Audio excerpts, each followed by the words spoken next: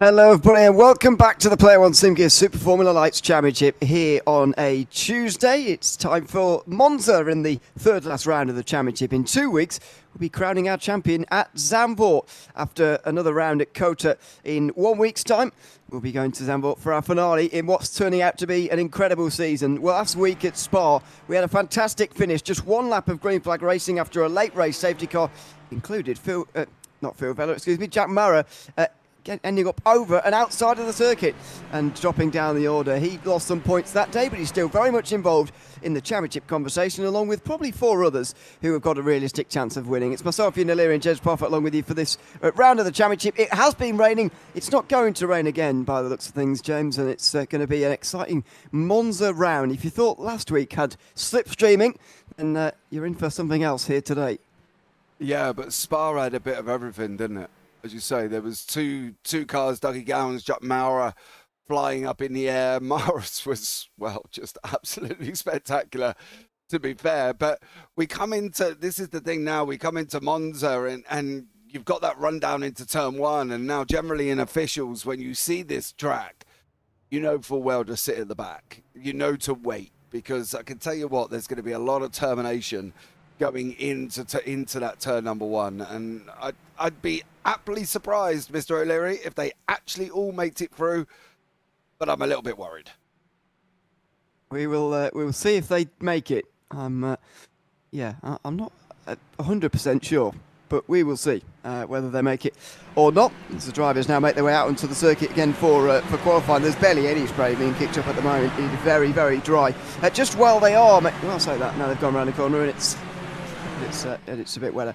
Let's have a look at the championship standings while we're at it, because the drivers are only just making their way around on the outlap at the moment. Not too important, other than the jockeying for position that we'll check in on in a few moments' time. At the front of the championship is Danny Davison leading the way. He's got 12 points over Liam Kerr. Jack Mara lost quite a few in last week's crash, 72 behind now.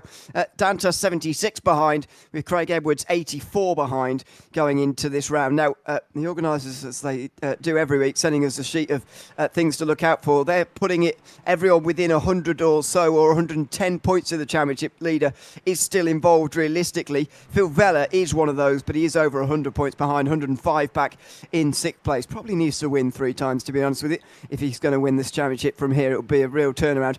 Geordie Slater, Jordan McDonough, Mark Hilly and Douglas Gowans round out the top 10 for the pros. In the Challenger class, Josh Marsh now has a much bigger lead than we thought. That's for the second week in a row that the championship has been affected by post-race stewarding.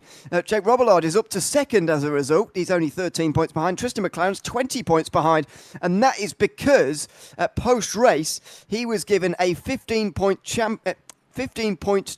how do I say that? 15 championship points penalty. Yes. There's a lot of a lot of words. Yeah, it was for last lap racing rules contact on teammate Jake Robillard. So that was the verdict on that. It's given Marsh actually quite a big championship lead. I mean, 13 points isn't a lot, and it doesn't sound like a lot, but actually where the challengers normally finish, it's 1 point per position, so that's effectively 13 positions that Marsh has got over Robillard, and 20 he's got over McLaren with only 3 rounds to go. Yeah, he seems to be in a very, very good position, doesn't he, Josh Marsh? And it's how he now copes with that. There's certain tracks that he can go full bore on, and, you know, there's certain tracks that I would sit back and think, actually, you know, I'm going to take it easy. Monza, for me, would be a track to sit back and take it easy. Yeah, as we look over the stands, look a bit like cardboard over there, don't they? Anyway, let's have a look at some of these times and where indeed these drivers have found themselves. This is Slipstream Central, I would say. Out here at the moment, Angus Milne is leading the way. Everything Simulated Racing have got themselves right together out front, by the way. I saw them leave the pit lane absolutely together, and it seems that they are working together right now as well to give one another the slipstream. There's Milne. He's actually just on his own, running out front at the moment. There's been some jockeying for position further back. Tristan McLaren starting in front of Barchine and Tom Donner, who might not have been the best choice. They're going to finish 3 wide over the line here. And what are the times going to be? Denny Davison's just got onto the back of them, and he's just benefiting from their slipstream, and he's going to go to the top. Smart driving there from Davison. Doesn't have the support teammates around, and so he's just used somebody else's teammates instead. Yeah, he seems to have got out with the everything simulated racing boys, doesn't he? And just literally sat in behind him and was like, well, I'll just follow you. So that's what he's gone and done. For Davison, fair play. You might as well. If they're going to give you the option, you might as well take that option. So see what happens here as well. The only thing I find with open qualifying is it can be quite manic. And, you know, if you're not confident necessarily with what you're doing, it's very hard, this one. You know, I talked to an Australian who I broadcast with on a Thursday, and he's the same as me. We basically wait for everybody to go out and then go out after, because it just gives you that track space, that clear air to be able to get a time on the board, you know, rather than trying to jostle around in this pack. But the simulated boys seems to be able to hopefully work it, but it's whether or not they trip over each other during qualifying. You know, we've seen it with the Carlins boys at Byrne and Gallo this season as well. So we're hoping these don't do that and they manage to get it cleanly through, bring each other cleanly through the lap. We will see. Donoghue is now the one leading the way. We've seen Justin McLaren just drop back. I think all of these guys are going to be setting up for the next lap, to be honest, rather than this one. You see Davison lifting off, actually, and letting McLaren back through again. And then he's going to try and get the run onto the front straight. So it's all going on. No, McLaren didn't get a lap time in last time round, so that's why he's pushing on so much this time round. Although it's not going to be particularly representative because he's slowed down to let everybody through. There goes Donoghue up to 9th, part-time to 10th. Those two were pushing on. Douglas Gowans goes over the line, should be just above them. 6th place for him as he completes another time. Jack Mara is only in 14th place. He didn't improve there either. He's backing off to get himself into some clean air. Gallo over the line, he goes up to 3rd place. All sorts of games going on here, but Davison's got off to a good start in this qualifying session. Liam Kerr is up there as well. It's Jack, and there you go. Well, Liam Kerr goes to the top ever so briefly before he's beaten by Curtis Webb, but it's only Jack Mara really of the front three in the championship who is nowhere to be seen at the moment. Flavio Dantas is in the top 10 as well. Yeah, it's going to be a tough one for Mara. He's down in 17th at the moment. He's going to have to see if he can make a gain, try and stay in behind the guy in front. Actually, he's got a new livery. He's got a Star Wars livery. That looks quite cool for Mara.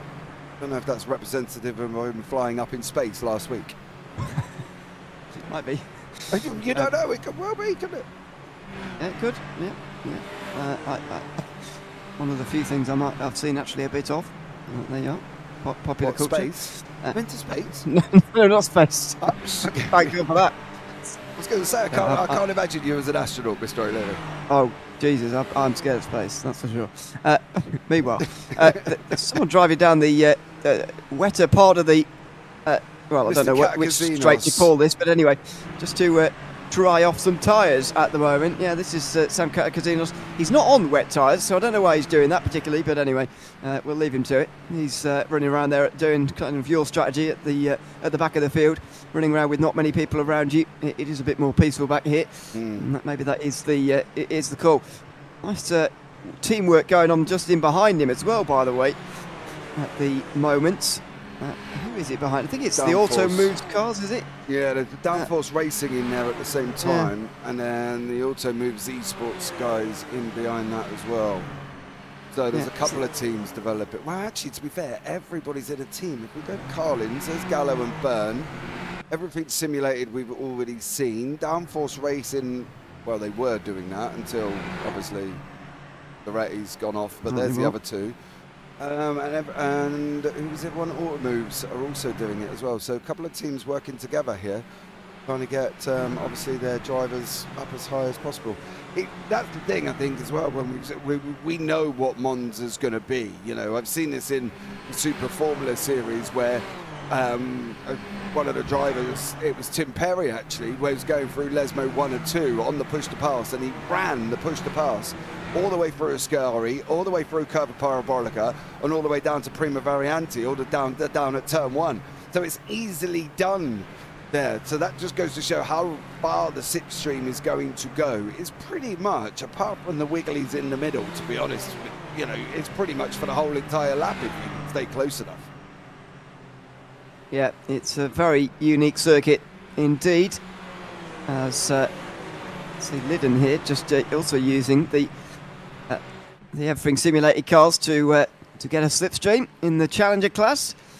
It doesn't look like he's jumping up, unfortunately for him, on that occasion. Davison goes up to 3rd, Bartine to 4th, Edwards to 5th, Dantas to 7th, Donahue to 12th as that group come over the line. Now the other one's led by Jack Mara. Didn't even seem to be getting very much slipstream there, but he's up to 4th, then 5th as Gallo goes 4th. So it's a good time there from Mara. Got all of the top 4 in the championship, inside the top 10 in this qualifying session so far.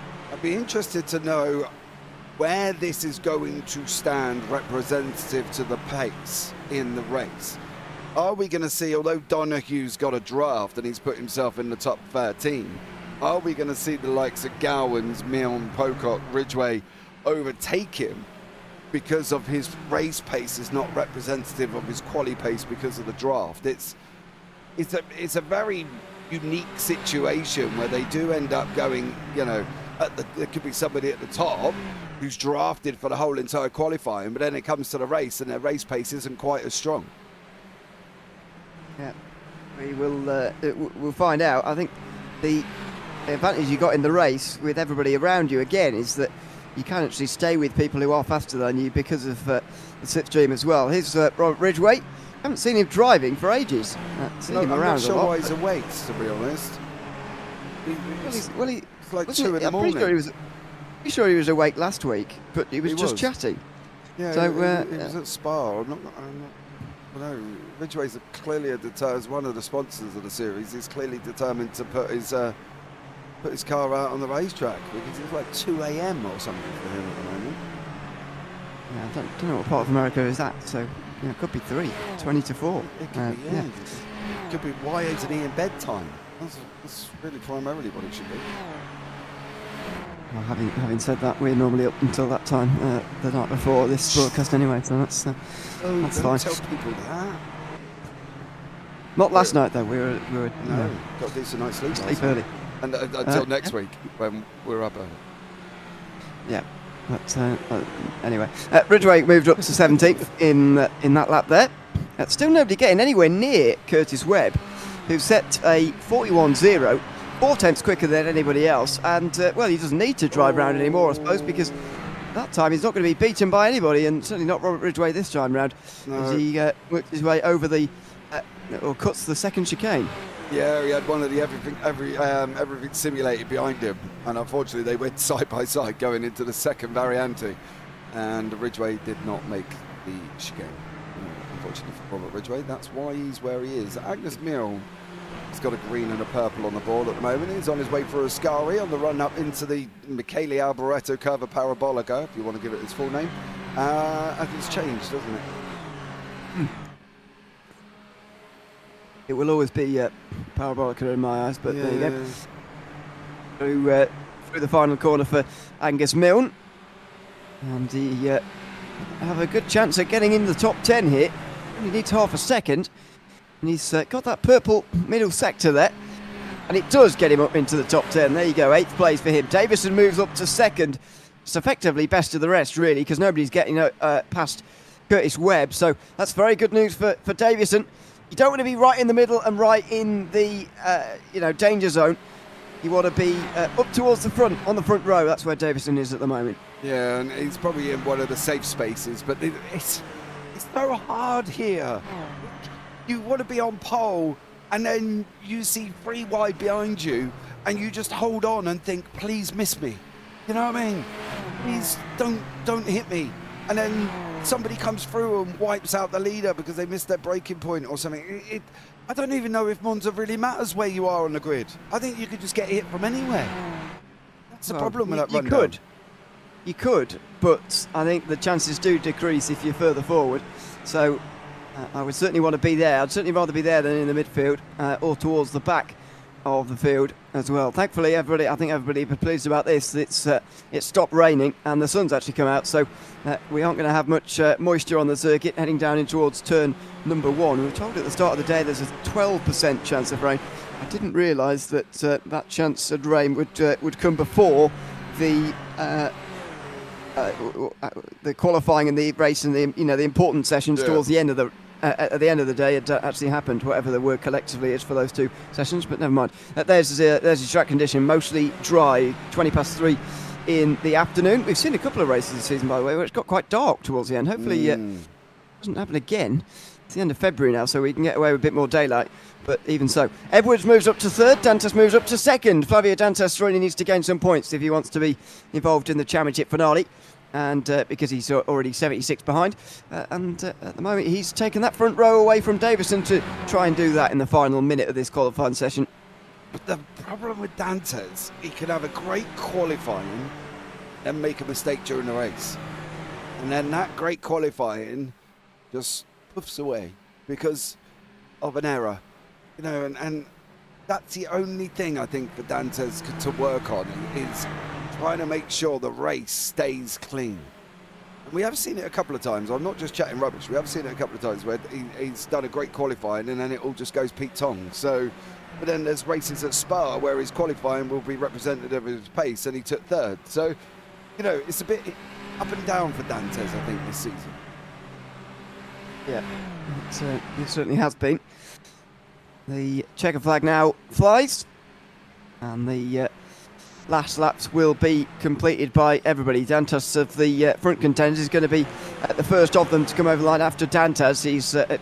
After Edwards. He's going to be right in behind him here. You can see them on the bottom of the screen there. They're not really going that much quicker. Davison is in the second sector, purple second sector, but whether he can jump up back onto the front row again remains to be seen. Out of the final corner for these two, and Edwards is going to be first to set the mark. Just go purple in the Parabolica, which is effectively what the final sector is made of, and he does move up ahead of Dantas. Now, what about Davison? Does he move up ahead of them? Yes, he does. That is a good qualifying for the championship leader. Yeah, Gallo and Byrne also coming over. But Phil Vella agrees with me. He's fast but inconsistent, but I guess that's all part of the excitement. It is. This is the thing. And there's normally a terminology that I use, which is consistently inconsistent, which sometimes sounds harsh, but it also sometimes really does represent certain drivers. And he is quick, Dantas. And he is, and we know he is. If he could just wrap that race up and get a clean race, I reckon he should have been a lot further up than he is this season. It's a shame, really, because I think he could have done rather well. Oh, hello. That's a late time from Zeltwanger and Kurt, who very nearly got pole. Goodness me. Where they pulled that out from, I've got no idea. But second and third for Zeltwanger and Kurt. That's a great qualifying indeed. Kurt starts the day, by the way, only 12 points behind Davison, and he's actually going to start ahead of him there. So how they've done that, I'm not sure. But right at the very end, they've put in a huge lap there, the two teammates. Yeah, they have, which is good because they saved it right to the end. We're just waiting for everybody else to kind of finish off. I think they're all coming to the end now, so they will swap over on that one. But if you're ever going to do it, as we say, do it right at the end of qualifying, because that way nobody can respond. Yeah, it's true. Although sometimes you don't really have very much control over when you set your best lap time in the session. Like for Curtis Webb, it just happened early on, and that was that for everybody else as they tried to get near him and couldn't for the remainder of that session. The checker flag has waved, and indeed I think it has waved for everybody, but it's still going and may well continue for it. Oh, there you go. It moves forward now as the final drivers complete their sessions. We'll get onto the grid for the race. 45 minutes, as always, here at Monza. It's Curtis Webb who's taken pole ahead of Lee Zeltwanger and Liam Kerr, who had that late lap time there. Now part of Automoves Esports instead of Sapphire Sim Sports, along with McDonough as well. It is a second row start as well for Danny Davison, with Craig Edwards and Flavio Dantas on row 3. David Gallo and Jordan McDonough are on row 4 ahead of Geordie Slater and Scott Bartine in 10th. Then Jack Mara versus Angus Milne will be row 6 in this field. 13th place will be Daniel Byrne, who's ahead of Tom Donoghue. Then it's Douglas Gowans and Robert Ridgway, who is the only American in the field, in 16th place. Darren Fahey and Scott Puggock are on row 9, ahead of Jay Dixon and Marcus Knitzer. Adrian Loretti, who's 21st. Jake Robileau's taken pole in the Challenger class. He's 22nd, ahead of Justin McLaren and Josh Marsh, his two closest championship rivals. Tam Kazinos is 25th, ahead of Andrew Liddon, with Nathan Verney at the back end of the field. Although he is 27th on the back end of the field. So the drivers will get gridded up. They've got a few minutes to do this, and then we'll be underway. But a very important rundown towards turn one, perhaps the most important of the season, coming up here in a moment. Yeah, and they've got to make sure they can stay there as well. Not get crashed into. Let's point that out. I'm scared. Yes. I've got to be honest. I don't like this rundown into turn number one at all at Monza. I do worry. Exciting. It is exciting. Yes, I agree with you. But it can also be, calamitous. Well, let's see which we get this time round. As the drivers slowly grid up. Sam Kazinos is not quite ready yet. I'm not sure whether he'll be starting from pit lane instead of in the middle of the Challenger field, but he's certainly taking his time to get onto the grid. He's the only one at the moment who we're still waiting for, and indeed he will be starting for the pit lane, as is Jack Mara. Oh dear, Jack Mara starting from pit lane. Big news in the championship there, but the red lights come on, and on the other side of the circuit they get underway. Curtis Webb on the front of the field, getting off to a great start, and just in behind him, Zeltwanger pulls into picture as well. Look at that from Dantas. Brave on the brakes on the inside line. Davison just backed out. He didn't want any part of that. Very nearly goes into the side of Kerr. But Dantas is up to fourth place after an aggressive start down the grass there. He gets away with it. Robileau's gone off through the cones though. And that's going to be Tristan McLaren who takes the lead in the Challenger class. Yeah, Marsh has gone off as well. Unfortunately, it looks like Loretti might have been involved in a little bit of a check-up incident. But Webb done what he needed today. He got away at the start. Dantas is on an absolute flyer. Oh, no! He's gone! He's gone with Liam Kerr. Two of the big championship names have gone off at this second chicane, and it was Dantas and his aggression that was the cause of that, the root cause of that. Liam Kerr also off the road. This is a disaster for these two in their championship charge, and there goes Jake Robileau for the second time on that one. I told you that was what the situation was going to happen. He needed to settle down a little bit. He made an absolute great start, and then it just all went Pete Tong. It's absolutely crazy. Comes in, he's got the inside line, bounces the curb, and then bang! Straight in he goes, and round goes Kerr. It is literally, this race pace is losing Dantas any form of championship hopes at the moment. It's crazy. It's a real shame for both of them. And Kerr drops down as well. I'm just trying to work out what Kerr's drop week is. I'll get back to that. But he's had a good last few weeks actually in this championship. So he doesn't need a drop week for the last three, but because he's been on the podium, but or the last two I should say, because he's been on the podium. But whether he needs one for earlier on in the season remains to be seen. Webb and Zeltwanger are going to get out front then, with behind Gallo and Edwards going side by side into the first chicane. There goes Gallo. Up into sixth place for him, but Tony Davison gets away with it, and he is of the championship contenders. Absolutely laughing here because, as I mentioned earlier, Jack Mara had to start from the pit lane, and so he's all the way down in 19th place at the moment as well. In fact, Tony Davison is the only one of the top four who is still inside the top 10 of this race. There goes Craig Edwards, who's fifth in the championship. He drops to seventh. Yeah, at the moment he's got Gallo in front of him, Milne in behind, and Byrne in front of that as well. Dantas has pitted. That should be his one and only pit stop, and let's see how he can recover from there, because at the moment he's got a job and a half on his hands, it's Flavio Dantas, and he's going to have to try and curb some of that aggression that makes through. Phil's already said that's on Liam. I don't know. I think there was a bit of a bouncing of the curb from Dantas that took him into the path of Liam Kerr. I think, I'd need to see it again to know, really. I'm not sure. It's going to be one that's argued about between the pair of them, as it's three wide now, down towards the power bicycle. That's Byrne on the inside line, steaming through. Past Gallo and Edwards he goes into sixth place, as Edwards keeps a tight line on the exit and goes into pit lane. Doesn't want to be part of this battle anymore. and so comes into pit lane instead. These two are quite happy to run long, and I imagine they'll run the tanks dry, actually, because they're out front without anybody around them. Here comes Milne again on the inside line of Byrne in towards turn 1. That's not going to happen, though, and he just backs off in towards the first chicane again. Callow still leads the group. Zeltwanger and Webb exchange places, but as I said, they will they'll run 1 and 2, I think, until they run out of fuel, basically. Yeah, we've seen it before, haven't we, with teammates at the front. They just literally swap position for each lap to make sure they're not holding each other up and stay where they are. So, you know, we don't really worry too much about what they're doing. We're on board with Scotty Bartain at the moment. He's chasing down Angus Milne, of obviously his teammate. He's got Dougie Gowans in behind him, who's the second back at the moment. But there's still action further down as well. Tristan McLaren leading the way currently in the Challenger class with Jack Mara, who started in pit lane there. I don't know if Jack just forgot to hit the button, or I really can't answer that one. And he's sat in behind at the moment, but he's all the way down in 16th place.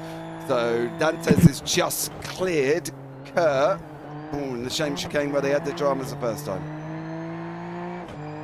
They forced now to work together, ironically, after their incident earlier on.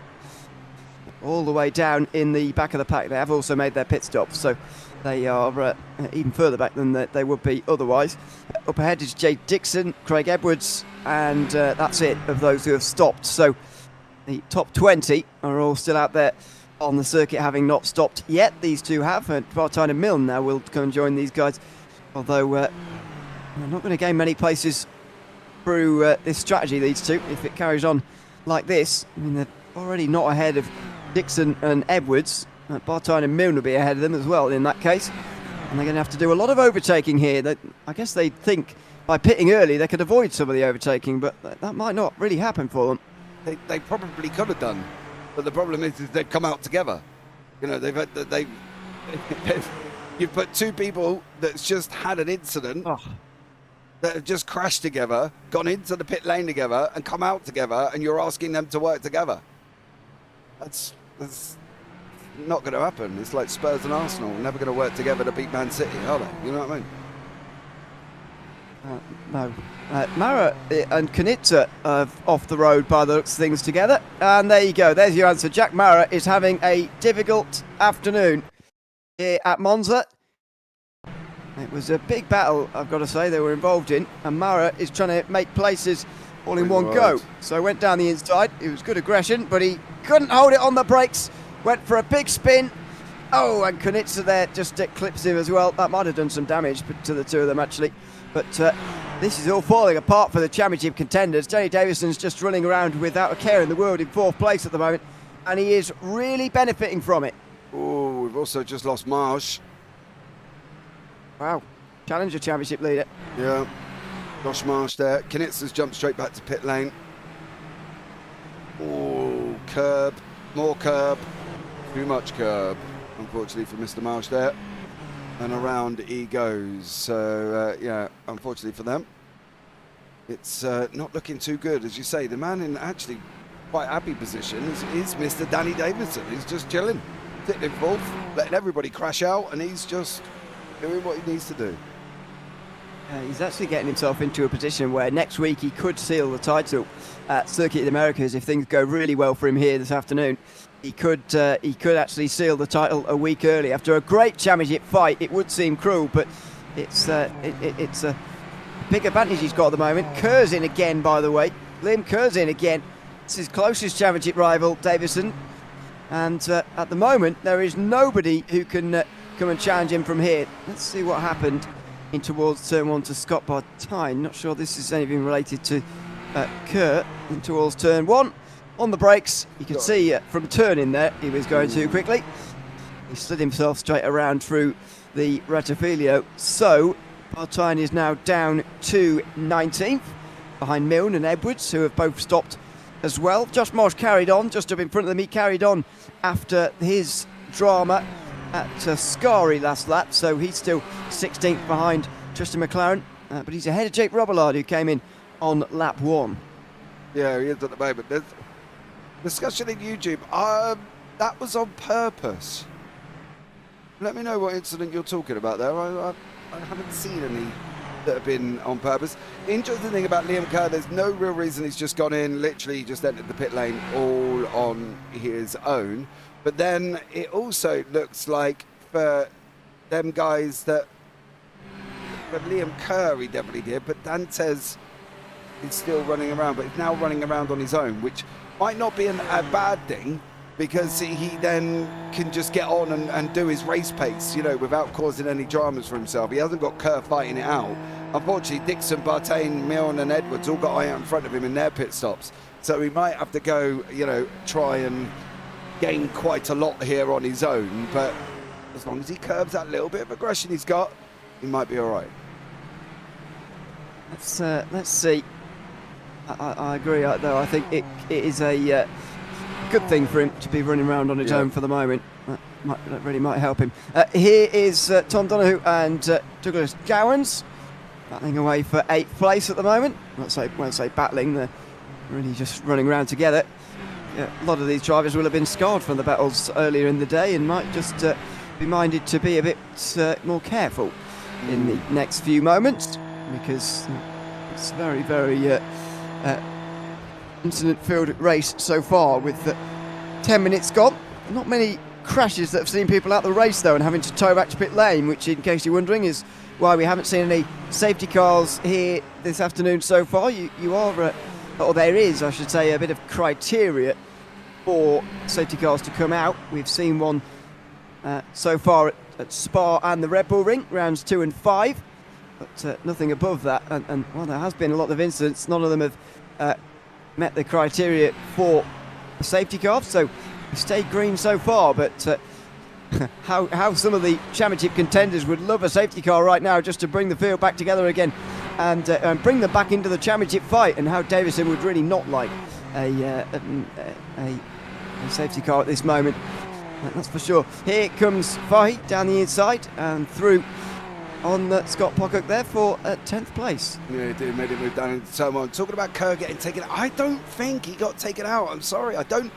This was it, right? This was it, and we'll go and slow it down. Now, I don't think he got taken out. Now, what we're going to do, I'm going to do a very unruly picture. I don't really like this picture, but it's probably the best one. Watch Dantes on the inside. He goes and, unfortunately, he hits the curbing, and he bounces the car across. Watch there, he goes and hits the sausage curb, it carries him out, and then Kerr hits him, and then Kerr slides. That's the thing.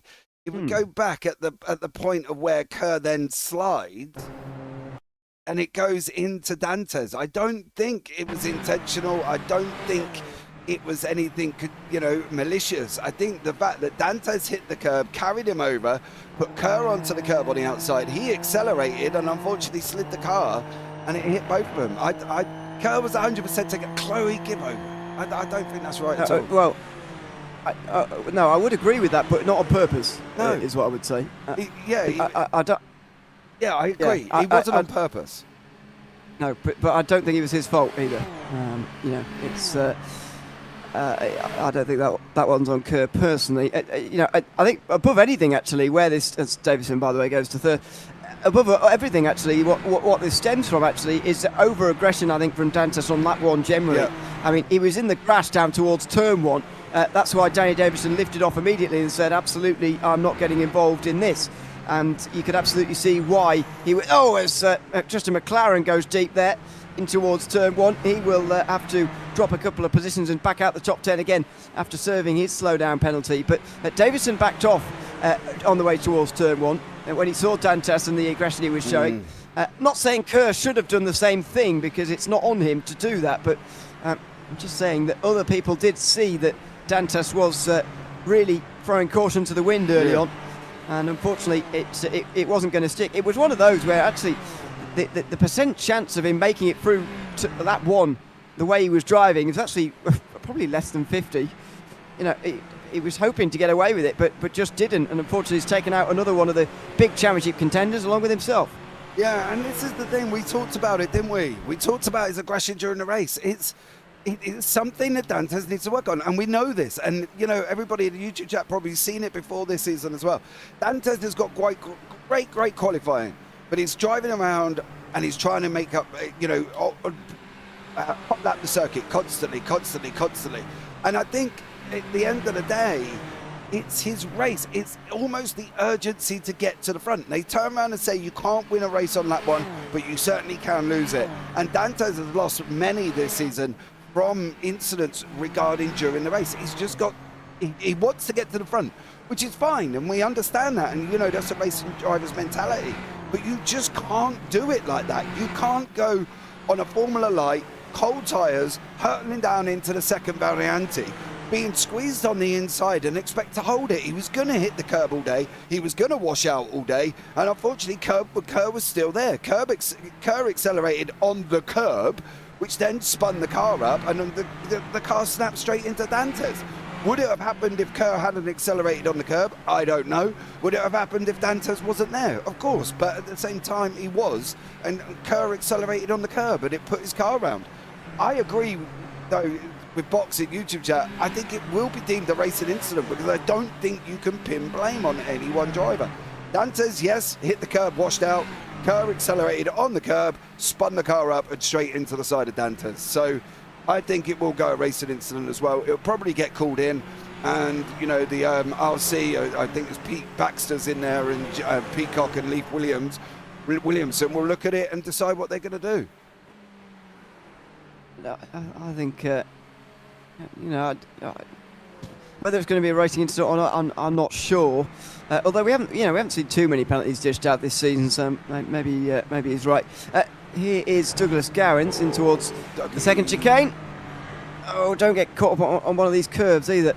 We should look at getting rid of those, shouldn't they? But anyway, over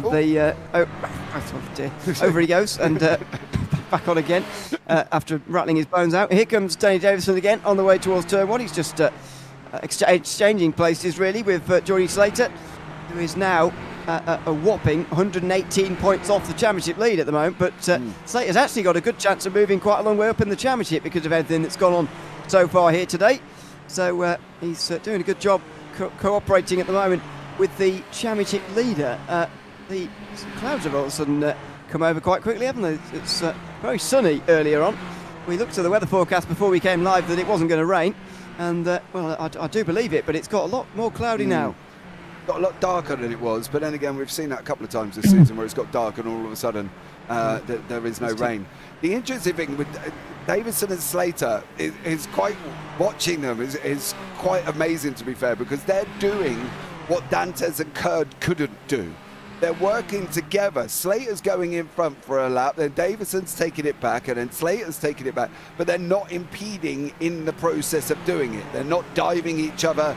They're just kind of almost weirdly working together, which we don't see that very often, but they are working together to try and move forward, which is great to see. In behind that, Tristan McLaren leading the Challenger class at the moment. He's got Robert Ridgway moving up. Now, a little bit of an update on Dantes' progression. He has just overtaken Scotty Bartain, and Bartain is now in behind him, and Dantes is chasing down Milne. But again, Milne has pitted, Edwards is pitted, Josh Marsh is pitted. So 3 people in front of Dantes have pitted, and he's going to have to do it on the race circuit. But he's moving in the right direction, so there you go. He is moving in the right direction. He's actually the best placed of the other championship contenders in the top 4, other than the leader. So he's doing a good job at the moment, although Edwards is likely to... well, it's quite close between him and Edwards at the moment, to be fair, so we'll see. In towards turn 1 for Darren Fahey, getting through on Scott Puckett there into 9th. Robert Ridgway and Tristan McLaren just in behind. McLaren still hasn't stopped yet, but should be the leader of the Challenger class when it all shakes out. He's currently making his way now down in towards the second chicane in the just on the back end of Ridgway here. Good person to just get himself hooked up to here. Use the slipstream of a pro driver, and he can maybe run away with this race lead. He needs to gain some points in these last 3 rounds if he's going to win the championship. Starts the day 20 points behind Josh Marsh. Yeah, and he copped himself a 15-point deduction, didn't he, for Jake Robillard. So contact with Robillard So he needs to make up for it, but he's leading the group and he's leading quite comfortably at the moment, to be honest. Linden's, we'll see it back at the moment, 3.5 seconds back. Vernie's in behind him and Josh Marsh is in behind him. Marsh, of course, had his own little incident earlier on going up to this very chicane, funny enough, and he ended up spinning it out. So it allowed McLaren to then move forward. As I say, I would want to hook up with Robert Ridgway as well and basically sit in behind him, because I think Ridgway is a very intelligent driver when it comes to knowing where to be and when to stick your nose in and when to not do anything silly. Ridgway's probably the man to follow, and McLaren really has no urgency to overtake him. He doesn't need to overtake him at the moment. No, although they'll be forced to pit quite soon, I would say. The fuel tank supposedly going to be running out in the not too distant future. 12 to 18 lap is when we're likely to see them in, and we are on lap 12 now, so we're about halfway through this race. There's Geordie Slater again on the back of Danny Davison. It's a bit of a waiting period at the moment, really. Those who wanted to pit early have already done so, but the drivers who have not are waiting to the tanks run dry basically here, so it is a bit of a stalemate for now. Curtis Webb still leading the race. He's not a championship contender though out front, so you won't be too worried about him. Will Danny Davison, Lee Zeltwanger, who's down in 13th in the standings as well, over 150 points behind him, so won't be worried about him. Geordie Slater is the closest behind, but he's also over 100 points behind. It's a very comfortable situation indeed for the championship leader at the moment, as long as he continues to run in this single file form like he is at the moment with Slater. There's no reason to pit in at all. There's no reason to battle it out either. We're, let's say, in a waiting period for the next 5-6 laps or so as we wait for these guys to run out of fuel. Yeah, it's not going in. Here we go. There's a swap again. You see Davison just stays one side. Slater takes the inside. Davison will back out. There you go. Allow Slater to go through. And they've done that every lap.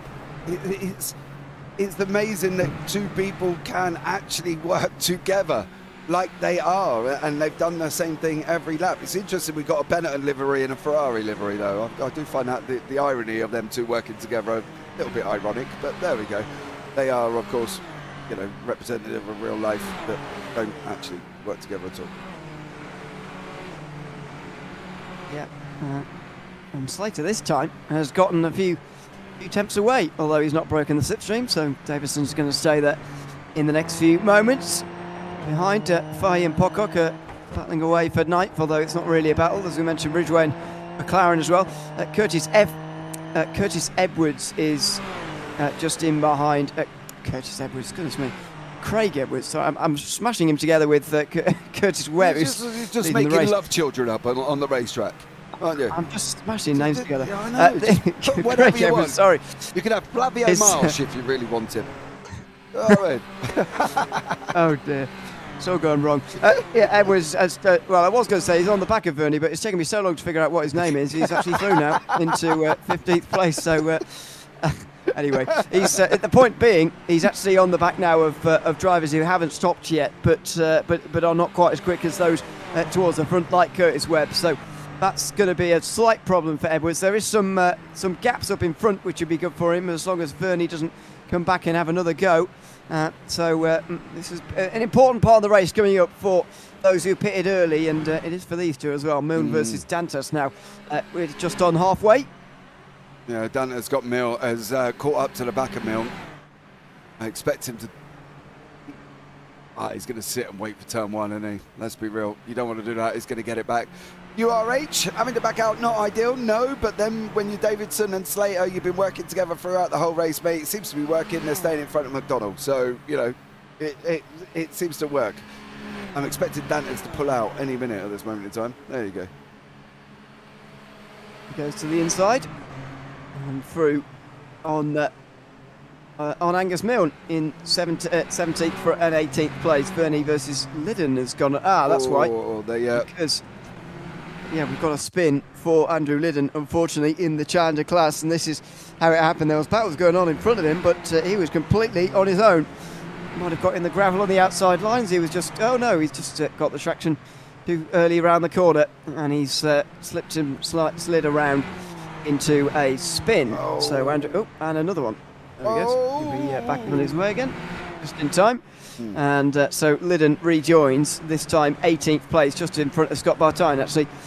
That should be an overtake that happens pretty soon as well. But these drivers that pitted now are on the back of the main field, in effect. That is creating or causing them to make a lot of overtakes like that one there.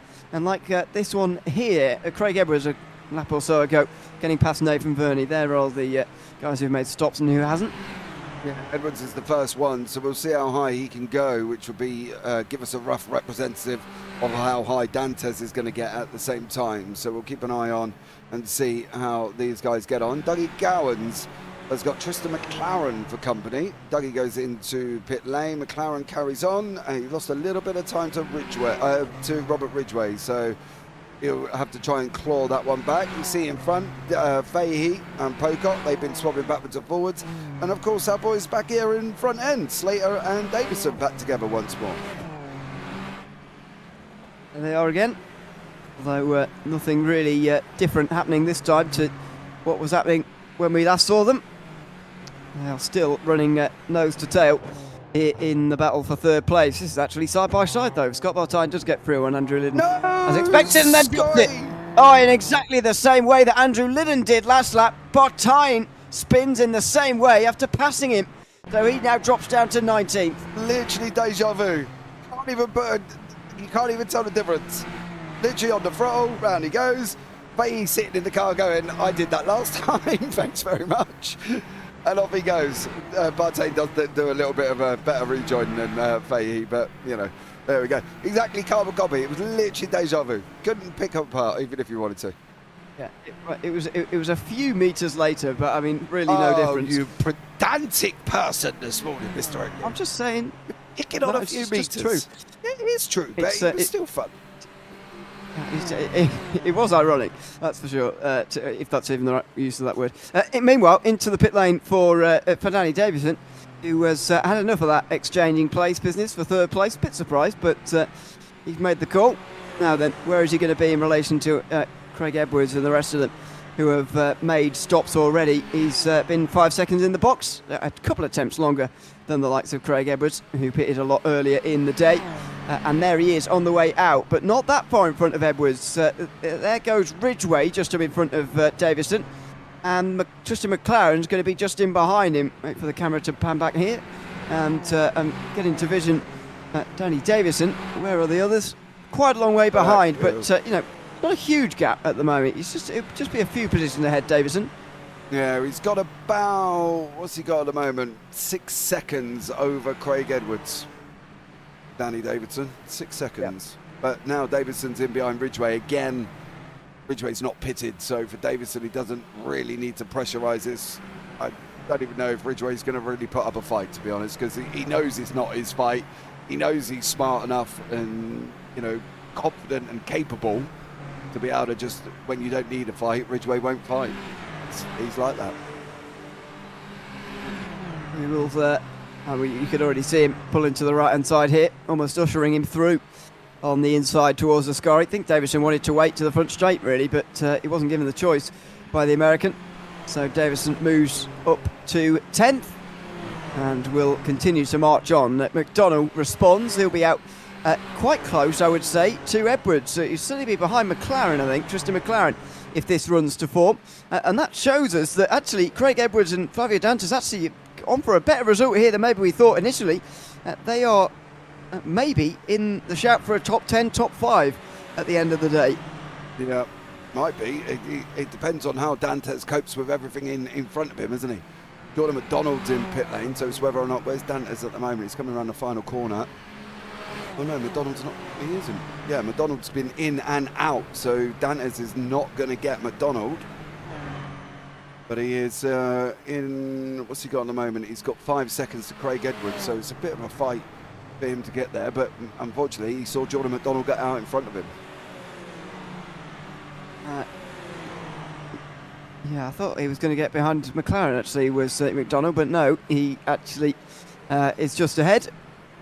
And Dantas a further few seconds behind with Edwards just coming around the corner there as well, as you saw. So these the order's starting to become a little bit more clear now. Still waiting for 11 drivers to come in though in this field, not the top 11, the top 8, and then a few others who are already behind some of those who've pitted. There they are on the left hand side again. Still waiting for 11 of them to make their stops, and by that point Dantas, I think, even Dantas is going to be back in the top 10. Curtis Webb, meanwhile, comes in after 17 laps. We might have reached our limit now in terms of fuel, because he's followed in by Zatwanger. No, he's Slater able to go on one more. Yeah, Geordie's gone one more, but then again he was fuel saving with Davison, I would have thought, and sitting in behind. Gallo's in. What's Burns in. TD? No. Donahue goes through for another lap. So we'll see how far they can get. But Dantes, I don't think. Be behind Webb, behind Zaltberger, Gallo and Byrne. I think he might even be behind Pocock, depending on where. Going to be really close, I think, with him and Pocock, to be honest. He's still in pit lane.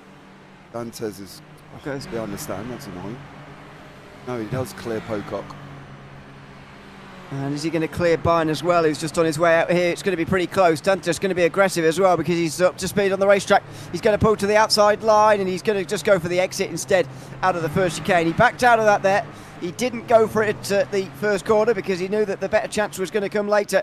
And now it is going to reward him with 11th place. So into the slipstream, through on the left-hand side, and he will be through here, will Flavio Dantas, in what will become the top 10 in this field. 11th place for now, but Tristan McLaren's yet to come in, and so Dantas will be in the top 10, and he'll probably be ahead of Ridgeway as well, so maybe even 9th. But good recovery for Dantas, considering. Just a shame for him that he's losing even more points in the championship again. It's borderline over, isn't it? Let's be honest, it is sort of borderline over for Dantas at the moment. So Geordie Slater's in pit lane. Dantas just too many mistakes, way too many mistakes. Almost over for anyone whose name is not Danny Davison at the moment. He is certainly in prime position. Webb versus McDonnell is on in towards the parabolica. Now, how has Curtis Webb found himself out behind McDonnell? This is a big mystery at the moment, because the race leader from ages ago is in again. Curtis Webb's in again. He must have had an incident somewhere, because this is a big change for the lead. And Lee Zeltwanger now is out front. Geordie Slater's into second.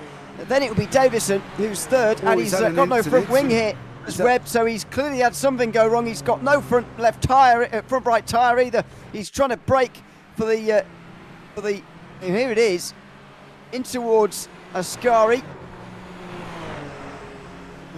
Ah, there he is. Hold on. He spins on his own. It's completely on his own. Curtis Webb, who has been leading this race from start to finish, just clips that inside curb, goes for a big spin and into the wall nose first. Curtis Webb was on course to take race victory here this afternoon, and it's all gone up in smoke there. He's taken his pit stop, he's taken his fast repair, he's down to 16th now. Big mistake from Curtis Webb. Big mistake. Up to throw away a race win in one corner. And that's how you do it for Curtis Webb. Let's put Davison in third. He's behind Geordie Slater. These two back together again. But at the moment, Zeltwanger out in front. Not massively out in front, mind you. There's still an opportunity for Slater and Davison, but they've got to go back to trying to work together, close the gap on Zeltwanger. So their guys are battling out. Craig Edwards is in behind David Gallo. Bartame, Ridgeway, Pocock are together. Keep an eye on and see how they guys get on at the moment. But Edwards pulling well out the slipstream. He's going to look down into turn one. No idea what he's doing that for, but anyway, in towards Parabolica he goes, and we'll be looking for the power on the exit here as Justin McLaren comes in. That was the final of the stops. We were still waiting to be made. With 12 minutes to go, the field is cleansed, and we're ready to go for the final minutes of this one. Here comes Craig Edwards down the inside up into 5th place, and it's a nice pass for him if he can make it stick, and he does. Meanwhile, Dantas in the background tries to catch up. Oh, I thought he had that done. Edwards had stopped watching him. He went deep in towards turn one and very nearly got re-overtaken by Gallo, but he holds on. Yeah, he does at the moment, but it'd be interesting to see what Gallo does now, whether or not he's going to come back at him going into the second variante. He's got the run, of course, right in behind. Gallo pulls to the right-hand side. It's going to be the Carlin's boy. He's going to make it through. Edwards is going to have to try again. He is. This seems like one of those battles that's going to go on to the end, to be honest, for 5th position. But he absolutely needs this place because Davison's up the road and has the potential of getting 2nd. That's not going to happen, though, if he does that. And now it's going to be Flavio Dantas on the attack instead. Yeah, Dantas in behind him now, tucks him right in. Through Lesmo 2 they go. On the way, on the run up to Ascari. I don't know how brave or how... Oh, well, that answers my question. Thought he might have waited. On the inside? Yeah, but no, through he goes. Oh, don't be silly. Well, I think, you know, he's got a long run down into turn 1 now, hasn't he? He's got to try and hold this position. Yeah. But for Edwards, I think it's going to be job done. Yeah, I think Edwards, with the loss of momentum there, was an opportunity that Dantas didn't want to miss. Although now they're battling in towards the Parabolica, they're costing each other a bit of time now. So this battle will continue on. Dantas out of the final corner into the slipstream as Davison gets Slater pretty easily in towards turn number 1. Is Dantas going to do the same to Edwards here as he just moves himself to the middle of the road, even slightly defensive here? Or just Dantas... is he bumping in there? I think he is. I think he's saying for the first time today, really, we could catch Gallo here and battle it out for 5th place if we just wait a moment. And so they're going to work together. Well, it'd be a shock, wouldn't it, if that actually happens? But we'll see how these guys do this, whether or not Dantas is going to stay in behind him, whether or not he's going to rely on Edwards with the pace. Davison's moved himself up to 2nd place over Slater. So that's a move for Davison that's going to cement his lead at the top of the championship and will continue to do so. Oh, somebody's off there. Oh, McDonough. Jordan McDonough from the top 5. I think he was 4th at the time. He's gone off into the 2nd chicane. He's gone way too fast in, and that's a shame for him. It's a disappointing way to see his top 5 run end, and then spins getting back going again. That's what cost him so much time. Now he's down to 8th. Yeah, not great for McDonough at the moment. Unfortunately for him, he's going to have to try and work his way back through. But Dantas and Edwards at the moment, they've got Gallo 1.5 up the road. Davison's got Zeltwing at 1.6 up the road. Got Geordie Slater in half a second behind him. So anything's going to go on at the moment within that top 5, whether or not Davison and Slater are going to continue to fight. Dantas and Edwards still going. Not sort of easing up at the moment, are they? No, there's been a real re-emergence of battles here in the final 15 minutes of this race after a quiet middle third. It's really sparked up again now as Dantas moves through on the inside line of Edwards. Think after a lap of bumping him and pushing him to go faster, he's realised he's probably quicker, so he might as well lead the line. Hopefully, though, he's made his point to Edwards that they need to work together here if they want to finish in 4th place. And it's definitely achievable because Gallo is only 1.3 seconds up the road, and you'd say these two are probably quicker than Gallo anyway. Gallo at the moment in this race has gained a few places, and where he qualified, Edwards is down 1, Dantas is up 1, so he's roughly where he qualified, but Gallo a bit further up than where he qualified. Dantas is going to try and just knock off these final few tenths of a second before he can get some slipstream. Yeah, I think he needs to. I think he just needs to now he's ahead of Edwards, just work on his lines, work on the fact that he's going to go and try and catch Gallo, put his head down and get on with it. You know, he seemed to have wiped out the incident of lap number 1 in turn 2, which is great because some drivers do go to pot at that point and see red mist and then start thinking, oh my God, I've made a mistake, and before you know it, he's making more. But at the moment, Dantas has got his head down and seems to be making the overtakes cleanly. Edwards is blinking a little bit in the background as well, but that is in the background. So for Dantas now, 8 temps, should start picking up the draft. He should do. And this will be the limit now for these two, as the 13-second gap emerges between 3rd and 4th in this race. Out of the Parabolica they come, and Dantas is going to now experience the slipstream on the way down towards turn 1 from Gallo for the first time as Slater gets through on Davison. I think these two are still waiting in hope they can catch the leader, but it's not happening at the moment. Dantas, meanwhile, sets the fastest lap of the race and doesn't quite go through this time round. He has to wait.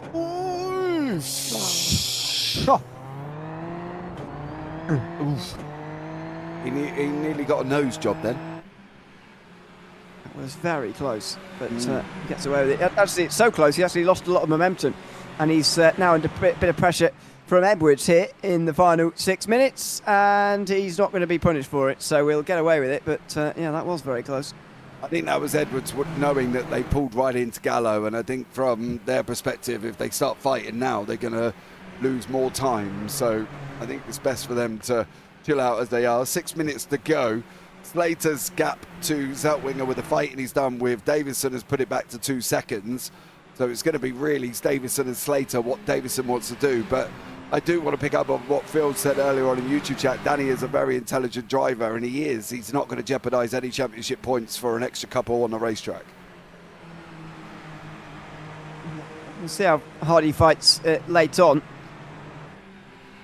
I think especially what Phil means by that is that he's not battling for meaningless positions early on, whereas some others were. McDonald's gone off again, unfortunately, So in the top 10, and yeah, he's at Ascari, and he's not moving at the moment. He's not getting out from the wall, so I'm not sure. And there you go, toes back to pit lane. What happened to Jordan McDonald through this section of corners? Oh, he was fast in. Oh, wow! That was a big impact there for Jordan McDonald. He was going absolutely nowhere and had to tow back to pit lane. That was a huge impact. He does watch, curb, slide, bang. Oh, Ouch. ouch. Yeah, Good job it was simulated. exactly. Darren Fahey, by the way, towed back to pit lane early on as well. And Marcus Knitzer's had a long stop too, but not many long stops and re-emergences today as Edwards gets past Gallo. Dantas did a couple of moments ago, although he's driven himself straight in the gravel. He could have gotten away from Edwards there, but he hasn't managed it. Edwards now inside the top 5. Gallo is now back to 6th again. Now I say he's calmed down, and now he's making mistakes again. But Dantas, I thought he'd calm down enough not to do them, but he's just drifting wide, hitting the gravel, drifting wide, hitting the gravel. It's sort of like his urgency to try and get away. He's not going to catch Davison. It's 12 seconds up the road. You know, try and cement that 4th place for Dantas. Make sure you hit your braking points. Make sure you don't do anything crazy.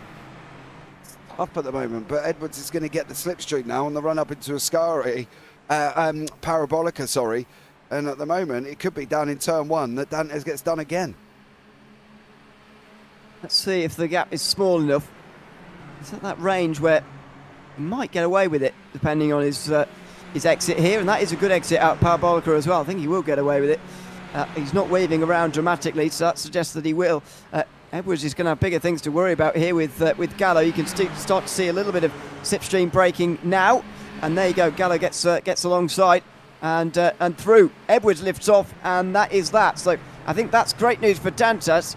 He might well be able to run away now with that 4th position. Meanwhile, new fastest lap, Curtis Webb, who's made his repairs, and he's now back out on the circuit again, setting the best lap of this race by at least 2 tenths of a second. It's the only 1 minute 40 of the race so far, and it goes to Curtis Webb, who's back in the top 10, but he'll be very disappointed with his finish considering the race as a whole.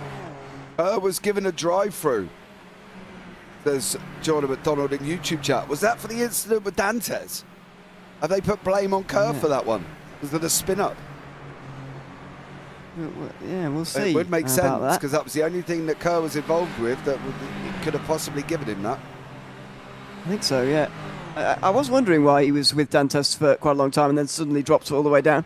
And, again, because they were recovering well. I mean, look at where Kerr would be right now if he'd have still been with Dantas, although you could make the argument if they were together like that for the whole race, they might not have made it to this point up front. But these are all things that we can't possibly know. Gallo now. Davison's in. Danny Davison's into pit lane with just 2 minutes to go. This is huge for the championship. Absolutely huge. It's been a dream afternoon for him so far here at Monza, but suddenly now he's having to make a pit stop. Now, what is he doing in this pit stop? He's still not in his box yet. Is he having to make a stop, or is it just a drive-through penalty? It is a stop. It is a stop of 4 seconds for Danny Davison. He's back out again. He will be 7th on the way out here, and he will stay there just about with Tom Donoghue just in behind. So Davison will lose points to Dantas and Edwards this afternoon after all. Yeah, but it was fuel. It was fuel. He had to go in for fuel. But Davison, unfortunately, made the mistake. 4-second stop for him, and he had to put fuel in. Gallo now closest man on track with Edwards. Dantas getting a little bit of an escape on that one. Operator, come on, we're not RC. I love it when people get fired up in YouTube chat. It's so hard, I think, unless you're RC. Angus Milner's made a little bit of a disaster as well. He's just had a bit of a moment, as Milne. Coming down, he's just coming out of pit lane. It's not even this ideal. Oh, God. Yeah. There you go. You've seen that spin at least twice here today. And Angus Milne joins them at turn 2. Tristan McLaren still leading in the challenges, by the way, but Nathan Verney and Josh Marsh are right in behind him as Lee Zeltwanger now makes his way over the line. 30 seconds to go. Look like it might be a great win here for Lee Zeltwanger, the driver who ended up on his head at the Red Bull Ring, causing the first safety car of the season. Looks like he's on his way to a race win here if he can just navigate one more lap. Yeah, Curtis Webb just clears TD. He almost got Tom Donoghue. Donoghue did go through, but it's whether or not Donoghue's going to come back. McLaren's opened up 1.4 seconds over Marsh, so Marsh and Verney must have been having a little bit of a ding-dong for the 1, 2, 3 of the challengers. So that's allowed McLaren to open up 1.4 seconds at the moment. But Curtis Webb has got running side by side, fastest lap of the race, 140.7 for him. So great job from him at the moment. Time now elapses. The race will be completed at the end of this lap, and Lee Zeltwanger is going to be the driver to cross the line first. Some big names in this championship are going to end up gaining points after looking like losing them for much of the day. Flavio Dantas looks like he's going to finish on the podium despite dropping to the very back end of the field on lap number 1 after an incident with Liam Kerr. Unfortunately, he's still a long way down himself, and so is Jack Mara. They will be losing points to Davison, who is 7th. There is Edwards. He's going to be one of the names I was about to mention for gaining points as well. Although he just started the day a big 84 points behind. He will gain a few, although less now than he would have done, because he's back behind Gallo. Meanwhile, out front, Lee Zeltwanger is going to come round the final corner to win here at Monza in the Player One SimGear Super Formula Lights Championship. A fantastic drive from Zeltwanger, not getting involved in any of the calamities of others. He takes the race victory here at Monza, makes a big statement in the back end of this championship season. Geordie Slater will finish 2nd. Dantas recovers fantastically to 3rd, and unfortunately Craig Edwards has got off through the final corner as Gallo beats him to 4th. Yeah, Edwards made a mistake coming into the parabolica. He knew he had to get the run, but then he ends up just going in too deep, running wide, keep going wide, keep going wide, keep going wide. Gravel. Gallo says thank you very much and sneaks through on the inside. But him in the challengers, it does look like Tristan McLaren is going to take the win as he's coming into the parabolica. Here is Tristan McLaren. He's seen off Nathan Verney and Josh Marsh on this last lap. Verney was right in behind, by the way, and he's dropped back now on this very last lap after making a pit stop. But Tristan McLaren wins in the challenger class, although Josh Marsh won't mind. He's only lost 1 point to one of his big championship rivals at the start of the day.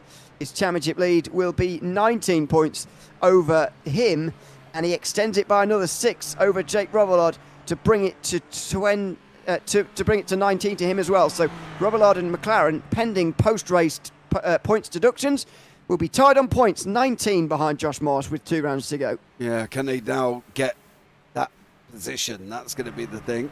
As Bernie comes over. I love Jordan YouTube chat. My neck hurts after that shunt. I bet it does, mate. If you're in VR and a motion simulator, you're going to be in deep, deep trouble. Yes, I mean, even just looking at it, to be honest. Yeah. Anyway, the race results on your screen. It's Lee Zeltwanger who wins here at Monza. this afternoon with Geordie Slater in second and Flavio Dantes recovering for a great podium. David Gallo and Craig Edwards battled to the line, finishing fourth and fifth. Daniel Byrne had a quite quiet race, but finished his sixth. Ahead of Danny Davison, who had to make that late pit stop there and dropped to seventh. Curtis Webb had that crash out of Ascari and finished eighth after leading for most of the day. Tom Donoghue and Jay Dixon ran out the top 10. Robert Ridgway finishes 11th with Scott Bartine next. They were battling away. Scott Pocket was a couple of seconds further behind, ahead of Douglas Gowans and Liam Kerr, who loses some very valuable points in the championship today. Justin McLaren wins in the Challenger class ahead of championship leader Josh Marsh, with Angus Milne in 18th place. At 19th was Andrew Liddon ahead of Adrian Loretti, with Nathan Verney, the final driver, on the lead lap. Jake Robillard was one down with Darren Fahey. Jack Mara three down in the end. That's a big damage in the championship for him, along with Marcus Kanitsa, who's three down as well. Jordan McDonald five down after crashing late on, and Sam Kakadinos never took the start for some reason. Let's have a chat to leads out then, shall we? Race winner from Monza. I've lost the power to drag people. So you're going to have to do it if you've got it. Because I can't. I have no power. The power has been taken away. We're going to have to pop up into the waiting room and talk to them up there. Okay.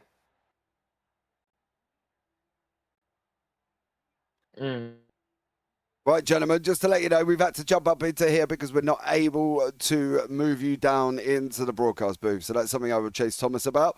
But I'll leave you with Mr. O'Leary to have a chat with you both. Awesome. Yeah, well done, Chibo. First of all, Lee, congratulations on the win. I mean, so many things happening in that race, so many lead changes as well, and not all of them through overtakes as well. What's your overall thoughts on the race, first of all? It was really tough. I got a bit lucky with the start, being able to pull away with Curtis a bit, and we were planning on pulling away, which we were able to. But then Geordie and Danny right behind me were, working together to get real close as well. So they were always on my toes. And then Curtis broke the toe and he was just gone. So I was like, if I can sit here, that's good, which I was able to. But Curtis actually went to get new tires. So coming out on those fresh tires, cold tires, he unfortunately put it in the wall. And I was just able to maintain the gap to Geordie and Danny and take home the win. And what does this mean for your season as a whole? With 6 rounds through now, getting towards the back end of the season, how do you assess the season as a whole? Now you've got a race win under your belt here at Monza. It's been up and down. I think my pace is always there. Just a bit of close racing, really, bit of just nothing much in it, and then sometimes it goes wrong with a bit of contact, and one race is good, one race isn't, but the pace is there. I'm more focusing on the team's championship at the moment, as I've had a few bad results, and trying to help Liam stay at the top there with Danny to fight for the championship. But yeah, just trying to stay consistent at the moment and do as well as I can. But it's been a good season so far. I think pace is there, and I can't complain. Absolutely. Is there anyone you'd like to give a shout out to before we let you go?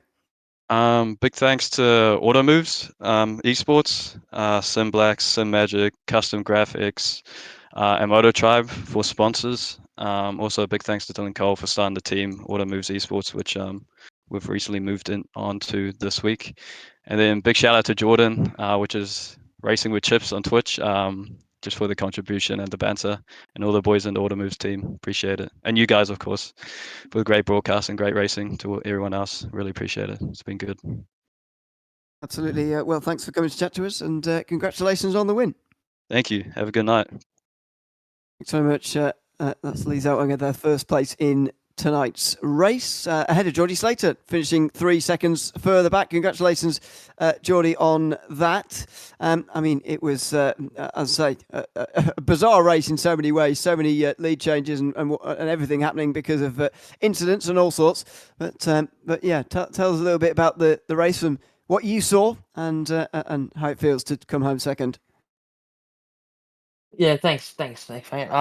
The start was quite interesting because obviously I think it was Liam and someone else had the crash at obviously the second chicane, so that helped a lot in trying to get through the field, and that kind of off-put a couple of the guys that I was I managed to get around them, which helped. And obviously, after that, me and Danny stuck together for the rest of the race, and we tried to get Lee at the end, but he was a little too quick for us today. But yeah, happens. And I was kind of pleased because as a second place, I probably should have gotten a couple rounds ago at Austria.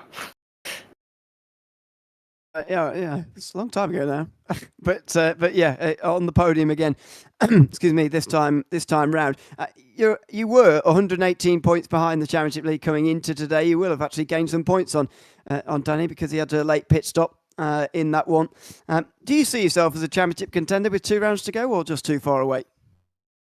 To be honest, I think anything like that happening probably would have had to have started a lot earlier in the year. Like, I think I'm a little too far now. Like, given Canada was a pretty bad result, and then obviously Austria was thrown away just like that, snapping fingers. So I think there's been a missed opportunity.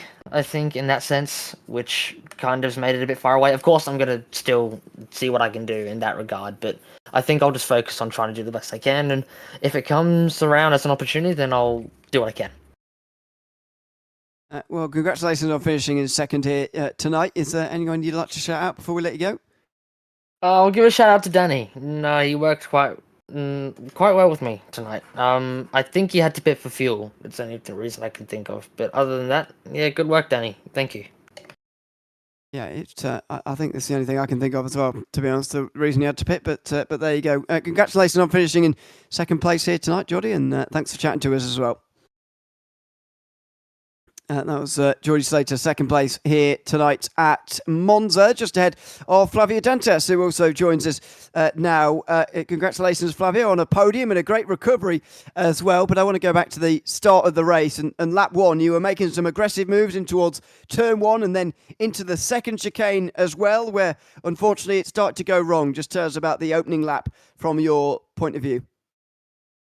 Oh, my point of view was like I was trying to be aggressive. There are 3 guys that they are from the same team, so I want to win always. So I don't want to be fighting to be P3 or P4. So I knew that I had to be a bit aggressive. I tried to do a overtake. I did it, but then I got taken out. So it is what it is, and I'm not. I wasn't even mad at the contact. I was like, yeah, that's racing, like everyone race hard. So this race I was trying to race a bit of aggressive. So yeah, and then that was devastated because I felt like, okay, cool, it's like another race in the bin, and then I finish in P3. Wow, like where I was before the crash. Yeah, it's weird how things work sometimes, isn't it? But a great recovery. Nevertheless, and because of a late pit stop for Danny Davison having to stop for fuel, we think you've actually gained points on him despite your incident earlier on in the day. So coming into today, as I'm sure you're aware, you were 76 points behind Davison. You'll be a bit closer now. Tell us about these final 2 rounds and whether you think you can really go for the championship this season. Yeah, like I don't know if I'm gonna be able to be beating him because he's already like with the points way ahead, and he races smart. Like he knows how to do the racecraft. So he knew that he could gain some points, but this was his mistake. But he doesn't make that much mistake, Danny. So he's quick. So he's always on the pace. He always like smart during the fighting. So I feel like could be a chance, but I think I lost to myself like kind of this championship where I made a lot of mistakes. But yeah, congrats to Danny. I don't know what happened to him. I was surprised by the end of the race. I was like, no way, I got P3. Even the guys that were watching me on Twitch, they were like, Mike, what happened? You P3 again? And I'm like, yeah, so good. Yeah, it's a fantastic result. Is there anyone you'd like to shout out before we let you go? Yeah, I would like to thank everyone that was on Twitch watching me and supporting me all the time. Everyone that's giving a lot of support over there. Thank you so much. The channel is Twins Dantas. I race with my brother over there, and I want to thank you, my wife, my brother that was watching, and everyone in Brazil that's watching as well. Thank you everyone that's supporting also the Australian League. And there are so many good drivers here. I love Australia, and this is my second country, so I love here. So it's so good to compete with all these Australians and be like close to them. Thank you guys. Thanks very much. Congratulations on third place, and we'll see you next week. See you next week. Thank you so much. Thanks very much. Flavio Dantas, third place here tonight at Monza. Now, Tristan McLaren finally can join us, the Challenger winner here tonight. Congratulations, Tristan. First of all, Nathan Verney and Josh Marsh were very close behind you going the last lap, or going into the final couple of laps at least, here in this. In this, just able to hang on. Just tell us about those last few moments of the race. Look, it was very stressful. Verney I haven't seen much of, not to be rude to the poor bloke, but I know that Marsh is uber consistent, uber quick, and he's really my big competitor for Challenger amongst Jake Robillard. Now, it was so stressful. I was just focusing on entries and exits for the entire race because as much as Marsh had spun, I know how quick that man is, and hats out to him because he's scary, is all I'm going to say. You're, I think, 19 points behind Marsh going into the final 2 rounds, along with Robillard. I think you're tied on points for second. How do you feel about the championship with 2 rounds to go? Look, the championship would be nice, but I'm just focusing on consistency. That's what Challenge is for, right? It's to improve. The championship was something I was fighting for, and it got too much for me.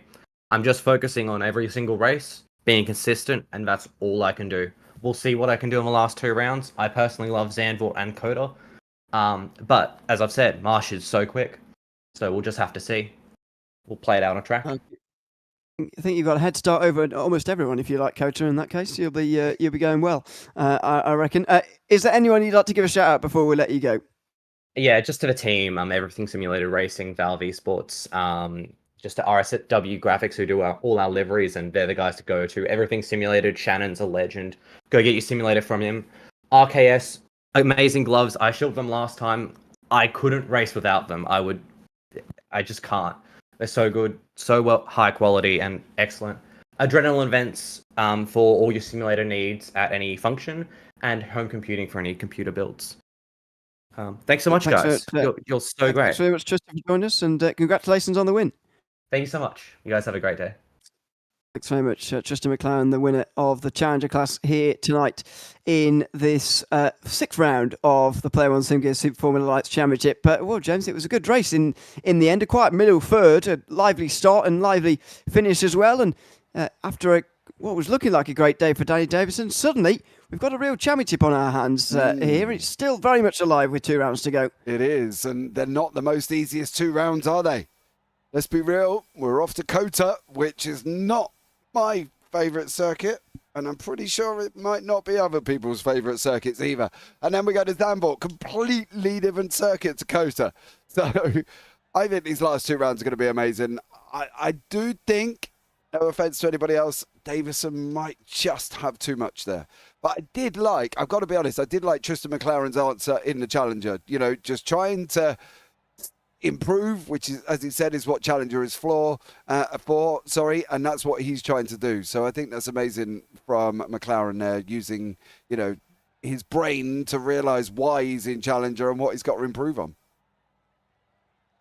Absolutely, and rewarded with a nice race win here tonight at Monza for him. Well, thanks very much for everyone who's been tuned in over the course of this evening for this round of the championship. We'll be back next week at Circuit of the Americas, so hope that you will join us then. A big thanks to the sponsors who make these broadcasts possible here with the FDL team, Player One SimGear, Print Racer, Image Digital, Ridgeway Racing Setups, RSW Graphics, Everything Simulated, and 24/7 Sim Services.